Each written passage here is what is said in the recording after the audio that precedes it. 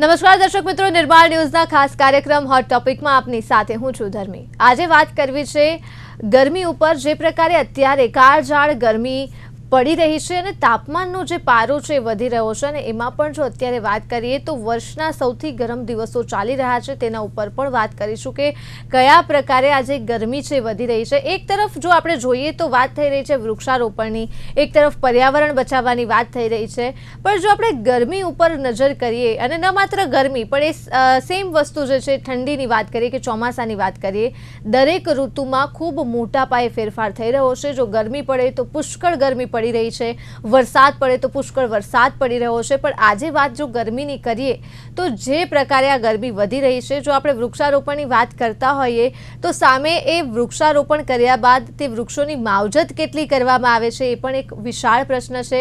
જે પ્રકારે અત્યારે ઇન્ફ્રાસ્ટ્રક્ચર ઊભું થઈ રહ્યું છે, કન્સ્ટ્રક્શન માટે કયા પ્રકારના નિયમો છે અને નિયમો છે કેટલા પાલન થાય છે એ પણ એક સૌથી મોટો સવાલ છે। આપણે પાણીની જો વાત કરીએ તો એ પણ પ્રદૂષિત થઈ રહ્યું છે। તમામે તમામ જે વસ્તુઓ છે એ છેલ્લે આપણા જે ઋતુ છે તેના ઉપર અસર કરે છે, અને પરિણામ આપણે જોઈ રહ્યા છીએ કે જે રીતે ગરમીનો પારો સતત વધી રહ્યો છે। એટલે આજે ખાસ કરીને પર્યાવરણ ઉપર વાત કરવી છે, વધી રહેલી આ ગરમી ઉપર વાત કરવી છે, ગ્લોબલ વોર્મિંગ ઉપર વાત કરવી છે કે આખરે ક્યાં કમી રહી જાય છે, એવું તો ક્યાં કઈ કડી ખૂટી રહી છે કે જેના કારણે આપણે આટલી અત્યંત તીવ્ર ગરમીનો અનુભવ કરી રહ્યા છીએ। ચર્ચા કરવા માટે આપણી સાથે જોડાયા છે એન્વાયરમેન્ટ એન્જિનિયર મહેશ પંડ્યા અને સાથે જોડાયા છે ગ્રીન કેટાલિસ્ટ ઉન્નતિ બેંકર। સૌપ્રથમ આ બંને એક્સપર્ટનું હાર્દિક સ્વાગત છે નિર્માણ ન્યૂઝમાં। સૌથી પહેલા જો મહેશભાઈ શરૂઆત આ વિષયની આપનાથી કરીશ તો જે પ્રકારે આપણે જાણીએ છીએ કે ચર્ચા થઈ રહી છે ગરમી વધવાની, સૌથી પહેલા મહેશભાઈ એ જાણવું છે મુખ્ય કારણો આપને કયા કયા લાગી રહ્યા છે। જો ગરમીની આપણે વાત કરીએ તો એવા કયા કયા મુખ્ય અને મેજર રીઝન છે કે જેના કારણે આ ગરમી છે વધી રહી છે? ધાર્મી, એક તો આ ગરમી ઉપરનો આ કાર્યક્રમ નિર્માણ ન્યૂઝે કર્યો સરાહનીય છે, કારણ કે આની જાગૃતિ અને શિક્ષણ ફેલાવવાની બહુ જ જરૂર છે। અને આ બી ઉન્નતિ જેવી યંગસ્ટરને આ કાર્યક્રમમાં જોડી, જેથી યુવાનોને પણ આ મેસેજ જાય, એ પણ એક સારી વસ્તુ છે। ગ્લોબલ વોર્મિંગ ચોક્કસ એક કારણ છે કે ગ્લોબલ વોર્મિંગના લીધે આખા વિશ્વમાં આ વર્ષે ગરમી વધી છે, એમાં કોઈ બેમત નથી। પરંતુ બધા જ દેશોમાં ગરમી વધી છે એવું નથી। આપણો દેશ મોખરે રહ્યો છે ગરમી વધવામાં। વિશ્વમાં મોટાભાગના શહેરોમાં ગરમી વધી છે, એટલે માત્ર ગ્લોબલ વોર્મિંગ એ જ એકમાત્ર કારણ હોય એવું નથી। એ કારણ ચોક્કસ છે, સ્થાનિક પરિબળો પણ ભાગ ભજવે છે, અને એટલે એ ગરમીનું પ્રમાણ વધારે છે। માનો કે આપણે અમદાવાદની જ વાત કરીએ તો એવરેજ તાપમાન માનો કે 41 ડિગ્રી છે, પણ તમે વિદ્યાપીઠ જેવી જગ્યાએ જાઓ તો તાપમાન તમને 37 ડિગ્રી જેવું જોવા મળે। તમે ઇસ્કોન 4 રસ્તા ઉપર જઈને વાત કરો તો 44 જેવું પણ તાપમાન જોવા મળે। અથવા તો તમે ગુજરાત યુનિવર્સિટીમાં જાઓ તો 42 ડિગ્રી પણ જોવા મળે। તો અમદાવાદના 1 કલાકની અંદર 5 કિલોમીટરની રેડિયસમાં આ પાંચે સ્થળોના તાપમાન જુદા જુદા જોવા મળે છે। એટલે ગરમી તો છે, પણ તાપમાનમાં જે વધઘટ થાય છે એ માત્ર ગ્લોબલ વોર્મિંગ નથી, એના જુદા જુદા કારણો પણ છે। એટલે એની ચર્ચા આપણે પછી કરીશું। અલ્નીનોનું પણ એક કારણ છે, ગ્લોબલ વોર્મિંગ પણ કારણ છે, પણ સ્થાનિક કારણો વધારે છે।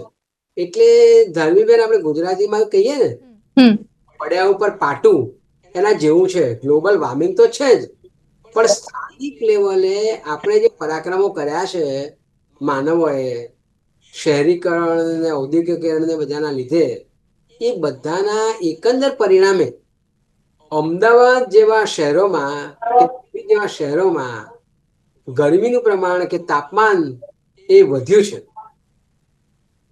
બિલકુલ. ઉન્નતિ, શું કહેશો જે પ્રકારે આ વાત કરી રહ્યા છે, મારે આપનો મત જાણવો છે. શું લાગે છે ઉન્નતિ, સૌથી વધારે મેજર રીઝન આપને કયા કયા લાગે છે? અત્યારે ગરમીની વાત કરી રહ્યા છીએ, આગળ મહેશભાઈ જેમ વાત કરી કે સ્થાનિક કારણોની પણ ચર્ચા કરીશું, પણ મુખ્ય કારણોની જો વાત કરીએ ઉન્નતિ, તો તમને શું લાગે છે કે અત્યારે આપણે આજે અંગ દઝાડતી ગરમીનો અનુભવ કરી રહ્યા છીએ, તેની પાછળ સૌથી અગત્યનું કારણ શું છે? મારા મતે મને એમ લાગે છે આજકાલ લોકો જે રીતે ઇરિસ્પોન્સિબલ છે, લોકોને એમ લાગે છે કે મારું કામ નથી કે બીજા નથી કરતા તો હું શું કામ કરું. લોકોને જેટલી કમ્ફર્ટેબલ લાઈફ જોઈએ છે, લાઈક ઇવન એ લોકોને કઈ બહાર જવું હોય તો તે પ્રિફર કે એ લોકોનું પર્સનલ વ્હીકલ હોય, કાં તો પછી એ લોકો જરીક બી એમને ગરમી વધે, ટેમ્પરેચર રાઇઝ થાય, એ લોકોને એસીમાં રહેવું ગમે છે. 24/7 કેટલાય લોકોના ઘરમાં એસી ચાલુ હોય છે. પછી કેટલે ટાઈમ આપણે વિધાઉટ રીઝન ઘરમાં લાઇટ, ફેન, ઇલેક્ટ્રિસિટી એમ ચાલુ રાખીએ છીએ. આજકાલ જે ઝાડ કાપવાના એન્ડ કોમર્શિયલ બિલ્ડિંગ્સ ને બધું જે વધારે બનવાનું ચાલુ થઈ ગયું છે, એ બધા કારણ મને એમ લાગે છે કે ગરમી વધી રહી છે. બિલકુલ. અને સાથે જો વાત કરીએ મહેશભાઈ, જે રીતે આ સ્થાનિક કારણોની જો આપણે વાત કરીએ, તો સ્થાનિક કારણો શું લાગે છે તમને કે સ્થાનિક દ્રષ્ટિએ જો આપણે જોવા જઈએ અમદાવાદની, તો અમદાવાદની ખાસ વાત કરીએ અથવા તો બીજા પણ જો કોઈ વાત કરીએ મહેશભાઈ, શું લાગે છે માણસ જે છે વ્યક્તિગત રીતે કઈ રીતે ફાળો આપી રહ્યો છે ગ્લોબલ વોર્મિંગમાં, અને એવું તો રોજબરોજના જીવનમાં કયા પ્રકારે વસ્તુઓ કરી રહ્યા છે, કઈ ભૂલ કરી રહ્યા છીએ આપણે કે જે આપણને ખૂબ નાની લાગે છે પણ પર્યાવરણ માટે ખૂબ મોટી નુકસાનકારક વાત છે? આપણે ઉન્નતિ ગ્રીન કેટરર્સની વાતને જ આગળ લઈ જઈએ. એણે કહ્યું કે મોટા ભાગે આપણે એર કન્ડિશન મશીનો વાપરીએ છીએ ઠંડી કરવા માટે, એટલે ગરમીને ઓછી કરવા માટે. પણ આપણે એ ભૂલી જઈએ છીએ કે જે એર કન્ડિશન મશીનોના લીધે જે કોમ્પ્રેસર બહાર હોય છે અને ગરમી ફેંકે છે, એનાથી પણ તાપમાનનો વધારો થાય છે.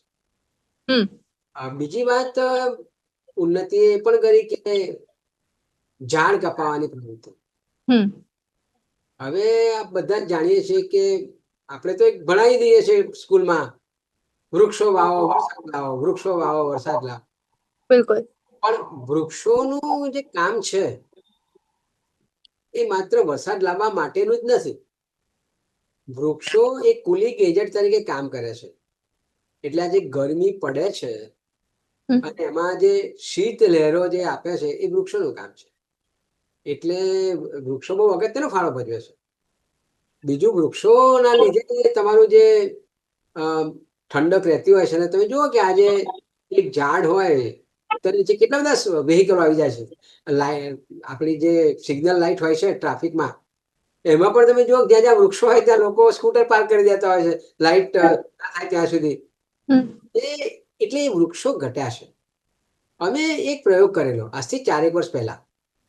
એક ટેલિવિઝન ચેનલ લઈ ગયા હતા અમે, અને 20મી મે નો સમય હતો, અને ઇસ્કોન 4 રસ્તા ફ્લાયઓવર ઉપર અમે મેન્યુઅલ થર્મોમીટર લઈ ગયા હતા. ત્યાં 44 ડિગ્રી તાપમાન હતું. પછી મેં તરત જ IIM ના ફ્લાયઓવર ઉપર આવ્યા, બ્રિજ ઉપર, તો ત્યાં 42 ડિગ્રી હતું. પછી અમે ગુજરાત યુનિવર્સિટી કેમ્પસમાં ગયા તો ત્યાં 40 ડિગ્રી તાપમાન હતું. પછી અમે ઇન્કમટેક્સ ગાંધીજીનું જે બાવલું છે બરાબર એની ઉપર ફ્લાયઓવર ઉપર અગેન 44 ડિગ્રી તાપમાન. ત્યાંનાથી માત્ર 300 મીટર અંદર ગુજરાત વિદ્યાપીઠના બાઇબલ ખંડ આગળ અમે માપ્યું તો 37 ડિગ્રી તાપમાન. હવે 37 ડિગ્રી તાપમાન થી 44 ડિગ્રી તાપમાન એક જ કલાકની અંદર 5 કિલોમીટર રેડિયસમાં. અને એનું કારણ એ છે કે વિદ્યાપીઠમાં વૃક્ષાધારિત છે આખું કેમ્પસ. બીજું ત્યાં એર કન્ડિશન મશીનો નથી, એટલે ઉત્સર્જન પણ થતું નથી. એટલે હવે આપે જ કહો કે ભાઈ આ તાપમાન તો છે, પણ તાપમાનના લીધે આજે ફરક પડ્યો આટલા ડિગ્રીનો. અને એટલા માટે કહી શકીએ કે ભાઈ ભલે ગ્લોબલ વોર્મિંગના લીધે તાપમાન છે, પણ હીટને ઓછી કરવાનું કામ આ વૃક્ષો કરે છે.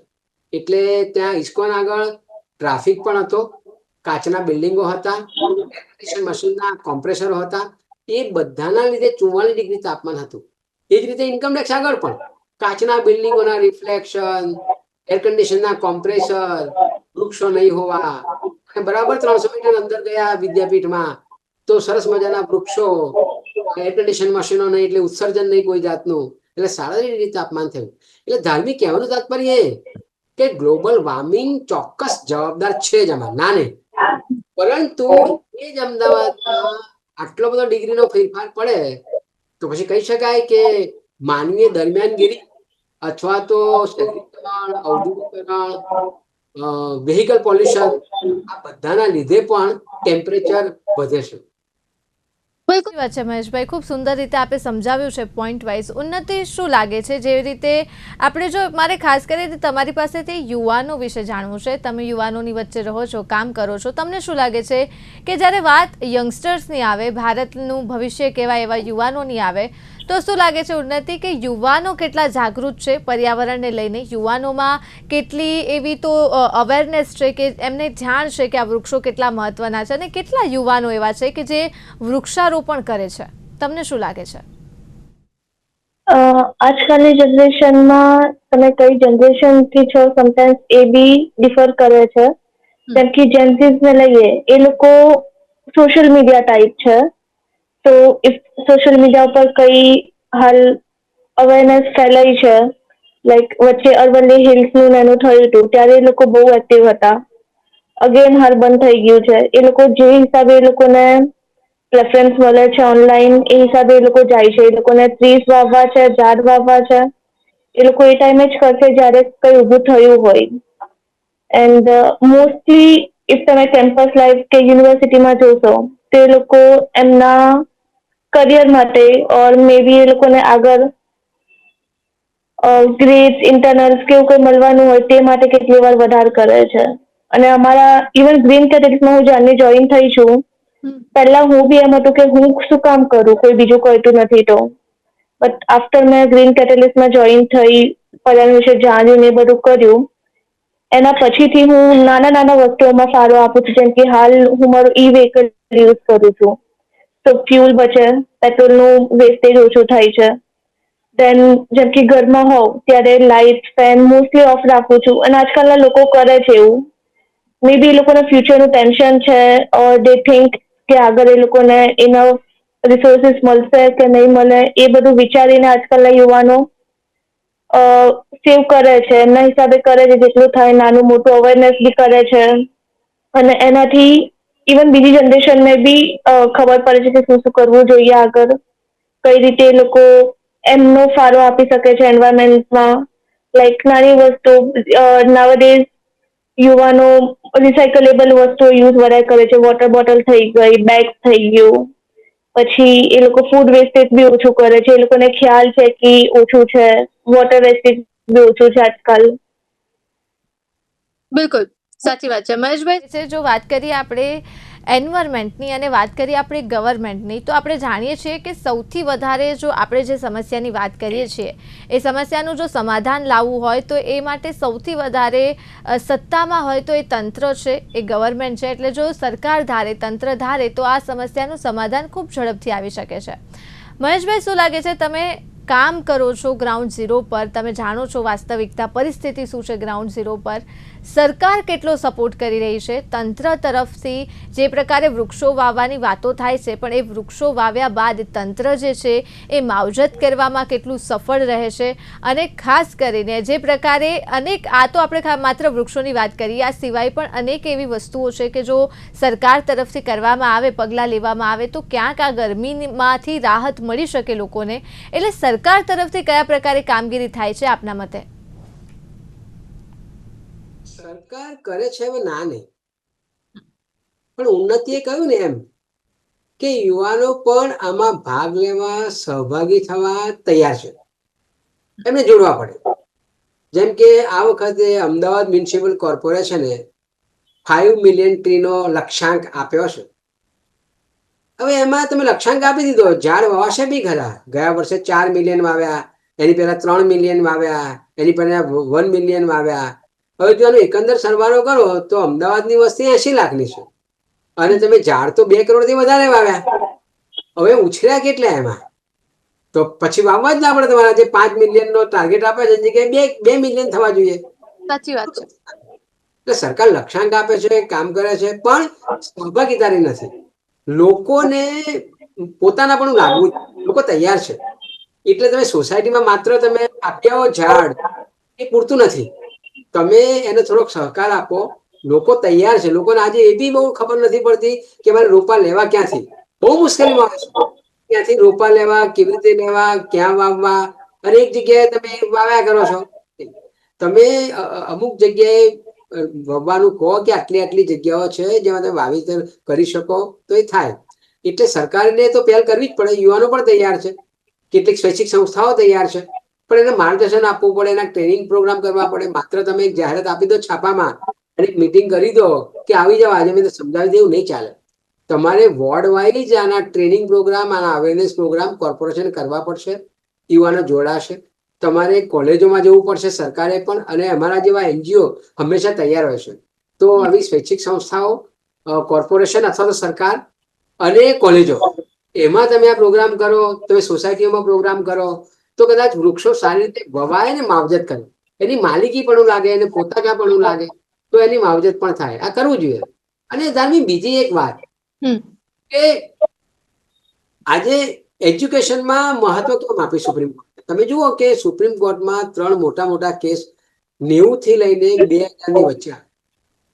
તમામ કેસમાં પ્રદૂષણના કેસો, તમામ કેસ સુપ્રીમ કોર્ટે એમ નોંધ્યું કે જ્યાં સુધી શૈક્ષણિક સંસ્થાઓમાં પહેલા ધોરણથી લઈને સ્નાતક કક્ષા સુધી જો પર્યાવરણનું શિક્ષણ નહીં આપવામાં આવે તો આ સમસ્યાનો હલ નહીં આવે. એટલે માત્ર ચુકાદાઓથી કે ચુકાદાના આધારે બનતી સરકારી નીતિઓથી કામ નહીં ચાલે. એમાં લોકોની ભાગીદારી જોઈશે. એટલે આવા ઉન્નતિ જેવા ગ્રીન કેટાલિસ્ટો પેદા કરવા પડશે, એમના જેવા યુવાનો પડશે, અને એમને સમજૂતી આપીને જો આ કામમાં જોડવામાં આવે, જોતરવામાં આવે તો કામ સરળ થાય. એટલે આ મુદ્દો તો છે જ. એટલે સરકારને જે કરતી હોય તે કરે. પ્રધાનમંત્રી છે એક પેડ માં કે નામ કર્યું, સરસ કર્યું, પણ એની સાથે જો યુવાનોને જોડવામાં આવે ને જવાબદારી આપવામાં આવે, એટલે માત્ર 5મી જૂન આવશે એટલે પ્રતિકાત્મક તમે વૃક્ષ રોપી દેશો એ પૂરતું નથી. અને 5મી જૂને રોપાય પણ નહીં, કારણ કે વરસાદ નથી આવતો એ દિવસે. 5મી જૂને ભલે વિશ્વ પર્યાવરણ દિવસ રહ્યો, પણ તમારે ઝાડ તો જુલાઈ મહિનામાં જ રોપવાના છે કે અત્યારે જ હોય. અને કઈ જગ્યાએ કેવા પ્રકારના વૃક્ષો વાવવા એ પણ બહુ અગત્યનું ધાર્મિક. માનો કે તમે રોડની વચ્ચે તમે વડનું ઝાડ વાવો તેનો મતલબ નથી. તમારે કઈ જગ્યાએ કયા પ્રકારના ઝાડ વાવવા, તો પછી કોનો કાર્પસ વાવી દો એનો પણ મતલબ નથી. કે ગાંડો બાવળ વાવી દો એનો મતલબ નથી. કયા જ્યોગ્રાફીમાં કયા પ્રકારના વૃક્ષો વાવવા, સોસાયટીમાં કયા વૃક્ષો વાવવા, રોડ પર કયા વૃક્ષો વાવવા, એની પણ એક ચોક્કસ ગાઈડલાઈન હોય, એની તાલીમો આપવામાં આવે તો મને લાગે છે કે સાર્થક થાય. બિલકુલ સાચી વાત છે. શું લાગે છે ઉન્નતિ, ગ્રીન કેટાલિસ્ટ તરીકે તમને શું લાગે છે? જો ગવર્મેન્ટની વાત કરીએ આપણે, તો તમને શું લાગે છે ઉન્નતિ કે ગવર્મેન્ટ જે છે કેટલી અવેર છે અને ખાસ કરીને કેટલી મોટિવેટેડ છે જ્યારે વૃક્ષોની વાત કરવામાં આવે અથવા તો ગ્રીન કવર વધારવાની વાત થઈ રહી છે અમદાવાદમાં, ગુજરાતમાં, સમગ્ર ભારતમાં કે આપણે ગ્રીન કવર વધારીશું, કેટલી હદે જે ગ્રીન કવરનો હેતુ છે એ સરકારને સ્પષ્ટ ખબર છે અને કેટલી હદે એ જે સાર્થક થઈ રહ્યો છે? કેમ કે આપણે વાત કરી દેતા હોય છે, જે પ્રકારે આગળ વાત કરી કે વૃક્ષો વાવવાની વાત થઈ જતી હોય છે, 1 મિલિયન, 2 મિલિયન, 5 મિલિયન, પણ એ વાવ્યા પછી એની માવજત કેટલી, સમજણ કેટલી છે અને ખાસ કરીને સરકાર પાસે કેટલી સ્ટ્રેટેજી છે એવી આપના મતે કેટલી અપનાવવામાં આવે છે જો ગ્રીન કવર વધારવું હોય તો? ગવર્મેન્ટ ટ્રાય કરે છે, નો ડાઉટ. એ લોકો જ્યાં એ લોકોને લાગે છે વૃક્ષ વાવવા જોઈએ ત્યાં વાવે છે. કઈ કઈ જગ્યાએ even we have so many good park, forest park, not proper forest but એવા છે ગવર્મેન્ટના, ત્યાં તમે જોઈ શકો કે એ લોકોએ મહેનત કરી છે અને ગવર્મેન્ટ ટ્રાય કરે છે એમનું.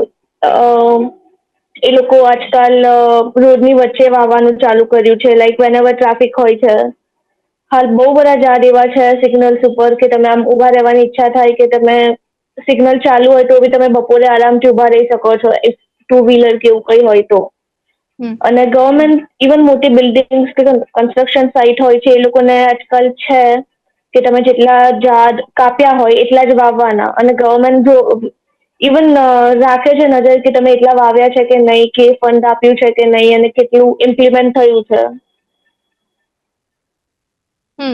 અને મહેશભાઈ, હવે આપણે વાત કરીએ સોલ્યુશન તરફ જઈએ. આપણે સમસ્યા શું છે, કઈ રીતે વાતો થઈ રહી છે, બધી જ આપણે વાત કરી, પણ આપણે છેલ્લે તો વાત કરવી પડે સમાધાનની, સોલ્યુશનની જ. એટલે અત્યારે આપણે જે આ ગરમી અનુભવી રહ્યા છીએ, સરકાર એના પ્રયત્ન કરે ન કરે, પણ એક નાગરિક તરીકે, એક સિટીઝન તરીકે આપણે શું કરી શકીએ? કેમ કે આપણે પણ ઘણી એવી ભૂલ કરતા હોઈએ છીએ, અઢળક એવી ભૂલો જાણતા અજાણતા કરતા હોઈએ છીએ કે જે પરિણામે ગ્લોબલ વોર્મિંગને જ અસર કરે છે, ગ્લોબલ વોર્મિંગ વધારે છે, પર્યાવરણને દૂષિત કરે છે.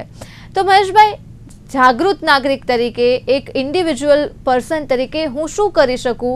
એવી કઈ ભૂલ કરું છું જે મારે ન કરવી જોઈએ, જેથી કરીને આ વધતી ગરમી છે ક્યાંક અટકી શકે?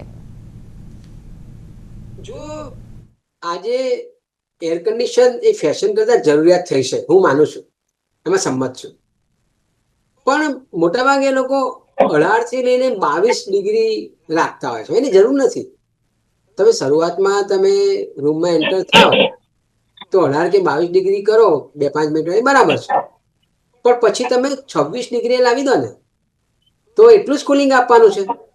અને રાત્રે સૂતા હોવ તો તમે 30 ડિગ્રી લાવી દો. મારો પોતાનો અનુભવ છે. ત્યારે રાત્રે 9 વાગે જ એર કન્ડિશન ચાલુ કરીએ છીએ, કારણ કે 9મા માળે પણ આમ જાણે કે ઘરમાં માઇક્રોવેવમાં બેઠા હોઈએ ને એવું લાગે છે. એટલે ના છૂટકે એર કન્ડિશન વાપરવું જ પડે છે. પણ અમે, મારી પોતાની વાત કરું તો અમે 26 ડિગ્રી ચાલુ કરીએ છીએ. લગભગ એકાદ કલાક 26 ડિગ્રી રાખ્યા પછી 30 ડિગ્રી ઉપર લાવી દઈએ, અને લગભગ 4-1 વાગે સવારે, વહેલી સવારે અમે બંધ કરી દઈએ છીએ. તો વાંધો નથી આવતો, તો ઠંડક મળે છે. તો એટલું ઉત્સર્જન પણ ઓછું થાય છે, વીજળી ઓછી વળે છે, આર્થિક રીતે પણ ફાયદો થાય, ઓછું આવે તે. હવે તમે થોડુંક સરકારે પણ કરવાનું, જેમ કે બપોરનો સમય છે, ટ્રાફિક સિગ્નલ એ 15 સેકન્ડથી વધારે ના રાખો. એટલે ઘણાને ટેવ છે કે ચાલુ જ રાખવાનું, ને એટલા માટે કે ઘણી વખત પછી વ્હીકલ સ્ટાર્ટ નથી થતું. હવે તમે જો 3-3 મિનિટ તમે તાપમાં ઉભા રાખો અને વ્હીકલ ચાલુ હોય તો એનાથી કાર્બન ઉત્સર્જન પણ થવાનું અને ગરમી પણ થવાની. તો તમે એવું ના કે ઉનાળામાં ટ્રાફિક સિગ્નલ 15 સેકન્ડ જ રાખો તમે, તો બહુ વાંધો નહીં આવે. તો એટલું ઉત્સર્જન નહીં થાય અને હીટ પણ નહીં થાય. આ 2 વસ્તુ. ત્રીજી વસ્તુ કે આપણે બને એટલો વેહિકલનો ઉપયોગ ઓછો કરો. આજે ઓલમોસ્ટ ખાડીમાં જે ઘટના સરકારે કરી કે પેટ્રોલ બચાવો, પણ એવું નહીં. હોર્મોઝમાં થયું કે ના થયું, આપણે પેટ્રોલ બચાવવાનું જ છે. કારણ કે એ પેટ્રોલના લીધે, ડીઝલના લીધે જે કાર્બન ઉત્સર્જન થાય છે એ ગ્લોબલ વોર્મિંગમાં પણ વધારો કરે છે, ગરમીમાં પણ વધારો કરે છે, પ્રદૂષણમાં પણ વધારો કરે છે. તો આપણે એવું ના કરી શકીએ કે બને ત્યાં સુધી આપણે કાર પુલિંગ અથવા તો એવી રીતે આપણે મિનિમમ યુઝ ઓફ વેહિકલ થાય એવું કરીએ. મને યાદ છે કે હું વસ્ત્રાપુર તળાવના કિનારે મોર્નિંગમાં વોકમાં જતો હોઉં છું. હવે ત્યાં વોક કરવામાં ગાડીઓ લઈને આવે છે, પાર્ક કરે છે, પછી મોર્નિંગ વોક કરે. શું કામ? એ લોકો ચાલતા ચાલતા ઘરેથી જ ના આવે. કારણ કે ખોટ લાગે છે કે ભાઈ ત્યાં પછી કારમાં બેઠા બેઠા ચા નાસ્તો કરો, કઈ કાર લઈને પણ સ્ટેટસ વધી જાય. ઘણામાં પણ એવું કે સ્ટેટસ નો સવાલ છે કે બુલેટ લઈને જાઓ, જરા ફાયરિંગ થાય, મજા આવે. આ અમુક જાતના શોખ છે, લક્ઝુરિયસ શોખ હું કહી શકું. એ ઘટાડવાની જરૂરિયાત માટે ચોક્કસ તમે એર કન્ડિશન પણ વાપરો, વેહિકલ પણ વાપરો, એમ નથી કહેતું. કંજુસાઈ નહીં, પણ કરકસર તમે કરો, એ જરૂરી છે. એટલે કેટલીક વસ્તુઓ આપણા હાથમાં છે. આપણે minimum use of the natural resources, વસ્તુઓ ઓછી વાપરો તો એટલું ઉત્પાદન ઘટશે, તો એટલું ઉત્સર્જન ઘટશે. એટલે આ બહુ નાના નાના પ્રયોગો છે. તમે માનો કે તમે પાણીનો વપરાશ જેટલો ઓછો કરો એટલું બહુ સારું. કારણ કે પાણી હવે આજે કાલ તો ગામડાઓમાં પણ પાણી વીજળીથી જ આવે છે. એટલે જેટલું પાણી વાપરો એટલી વીજળી પણ વધુ વપરાય, પાણી ઊંડા થતા જાય છે, એટલે ખારાશે વધે છે. એટલે બેઝિકલી આ હીટનો સવાલ હોય, ગ્લોબલ વોર્મિંગનો સવાલ હોય, કે કુદરતી સંસાધનો ઘટ્યા હોય, કે ઇઝરાયલ ઈરાનનું યુદ્ધ હોય, એ બધાથી બહાર આવવું હોય તમારે તો એક જ વસ્તુ છે ધાર્મિક. કપ પૂરતું વાપરીએ, વણ જોઈતો ન કરીએ, કચરો ના કરીએ, તમારી જરૂરિયાત સંતોષવા પૂરતા જ તમે વસ્તુઓ વાપરો. એ જો આપણે આપણા જીવનમાં ઉતારીએ તો મને લાગે છે કે આ ક્લાઇમેટ ચેન્જનો પ્રશ્ન, ગ્લોબલ વોર્મિંગનો પ્રશ્ન, અલ નીનોના જે અસરો છે એ બધાનું નિવારણ એ મારે પોતે નક્કી કરવાનું છે. સરકારની નીતિ જે હોય તે, યુનાઇટેડ નેશનની નીતિ જે હોય તે, પણ કુદરતને ઓછામાં ઓછું કેમ પહોંચાડે એ દ્રષ્ટિકોણ રાખીશ તો ઘણો ફાયદો. બિલકુલ. ખૂબ ખૂબ આભાર મહેશભાઈ, આપ બંનેનું અમારી સાથે જોડાવા બદલ અને ચર્ચા કરવા બદલ. ફરી એક વખત આપનો ખૂબ ખૂબ આભાર. તો દર્શક મિત્રો, આજની આ વિશેષ ચર્ચામાં માત્ર આટલું જ. મને આપશો રજા. નમસ્કાર.